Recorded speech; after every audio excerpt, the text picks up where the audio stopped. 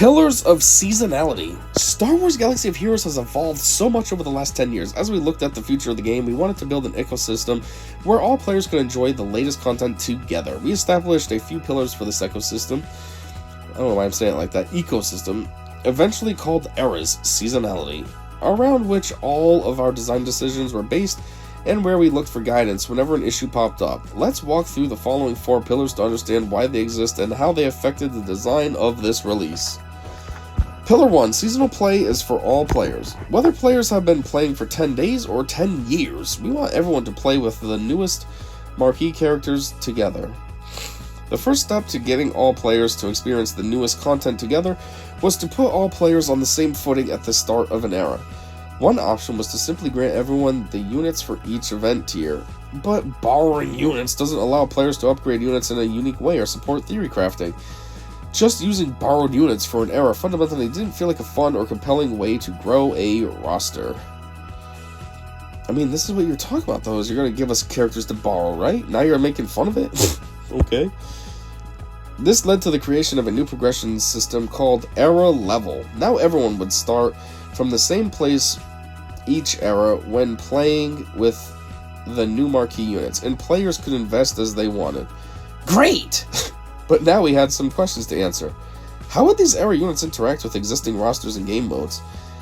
If it's not the highest relic level, how can players get that unit to a state of competitive viability? What constitutes game-wide competitive viability when players could have a roster full of G7s or R7s? Ensuring that these units felt competitive for all types of players in existing modes, regardless of where they are going on their journey, was impossible. What was viable for one player in Grand Arena, for example, was completely useless or overpowered for another.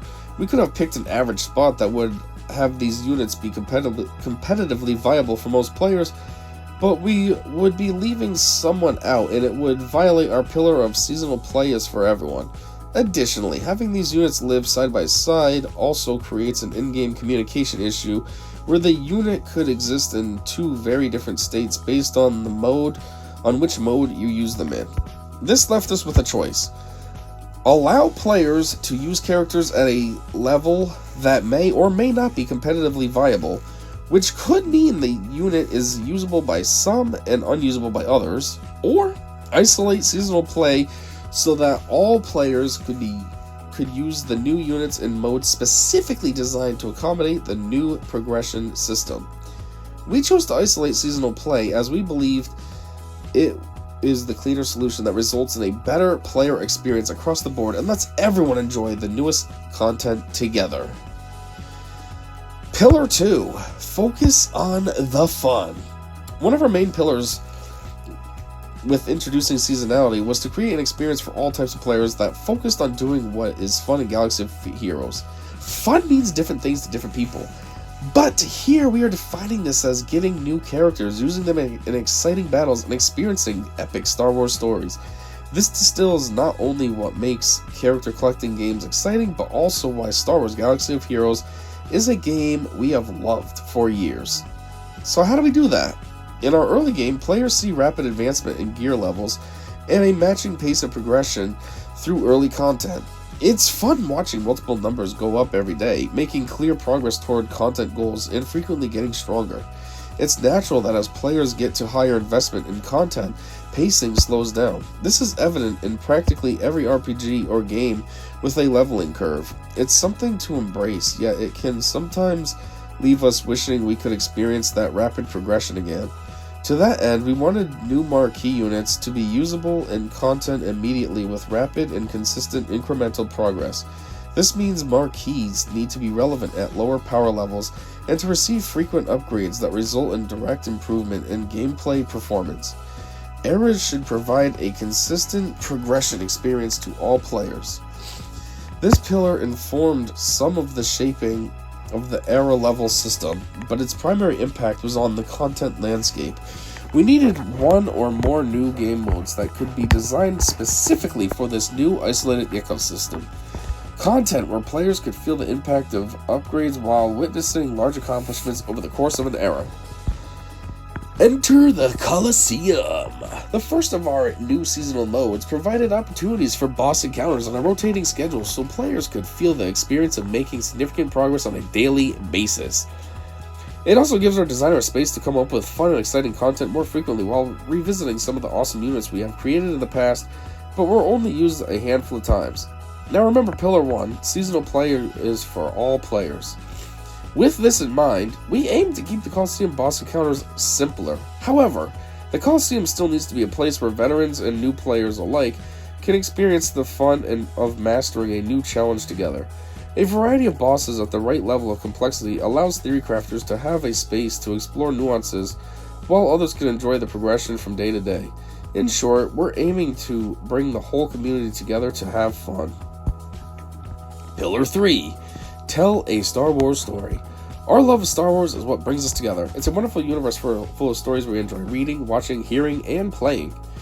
We wanted to make sure that, through Eras, we were providing deep, immersive stories and rich narrative experiences for players. Except for when you added pirates. Nobody cared about that, nobody liked it, everyone talked crap about it, and it was just pretty stupid and lame. While the Coliseum provides some narrative elements, we want to do more. The Cantina and the overall game needed to evolve to better support the Star Wars stories we want to tell. This is arguably our largest update ever to the game, and yet it doesn't contain nearly all of the stuff we wanted to build for you, our players. We have much more in store for Eras in the future, and that's what we want to continue to grow with. And that's where we want to continue to grow this pillar with more story-driven content. Pillar 4. Wow, there's a lot of pillars. Jeez. Eras are the most efficient path for player progress. This pillar has been a top priority as we've developed these systems. At every turn, we kept asking, how is this helping players grow their roster? Players who've played for 10 days have drastically different goals than players who've played for 10 years and require very different rewards. Yeah, they absolutely do. A player who's been playing for 10 days just started. And they're still pretty green to the game. They think it's an awesome game. They're looking forward to what comes next. Where us who've been playing it for 10 years, we're drained. We put so much time and effort into this thing, and it's just constantly a struggle to get the next GL and upgrade them to Relic 9 and blah, blah, blah, blah. And yeah. And we also are semi-disillusioned with the game, and we're not as green and gung-ho and, oh, this game's awesome. Now we're more like, oh, do I really want to still play this? All players need to see durable progress from participating in Eras. For Eras to be the most efficient path for growing your roster, any progress made during an era needs to translate directly into progress after the era ends. It is critical that players did not feel like they lost any progress or their resources were wasted when upgrading characters during an era.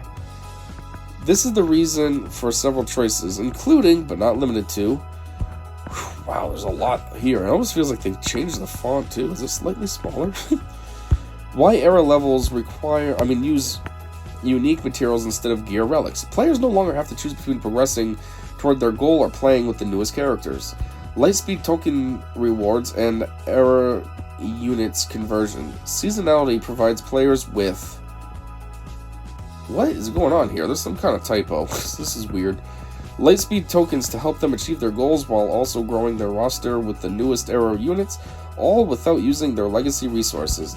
Relic 10 materials rewards. For veteran players, Eras allows them to power up their existing legacy units to greater heights by competing on era leaderboards to earn Relic 10 materials. The problem is even though I'm a veteran player, I'm sure this is really gated towards like the Krakens and whales. Like I'm sure if I tried to do this, it's going to be impossible. It's kind of like Grand Arena, you know? I might be at 12 million GP and all this, but that don't matter. I'm still in the third tier of Grand Arena. What is it? It goes Kyber, Erodium, and then Chromium or something like that. I'm in Chromium level 1, like a step under Erodium. But yeah, it's not like I'm Kyber. F me if I've been playing this game for 10 years, and if I'm 12 million GP, that doesn't get me Kyber. So I guarantee you that when this stupid crap comes out, I'm not gonna get anything from Relic 10.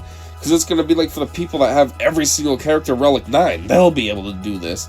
And the people that have the perfect mods because they just waste money on buying mods and calibrating them to no end. But whatever.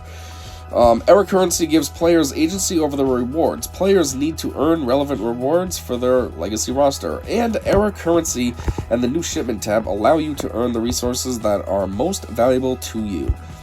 With these, players can continue to work on territory battle and raid squads, hone their PvP capabilities, and unlock new journey guide chases while still acquiring, using, and advancing the newest characters.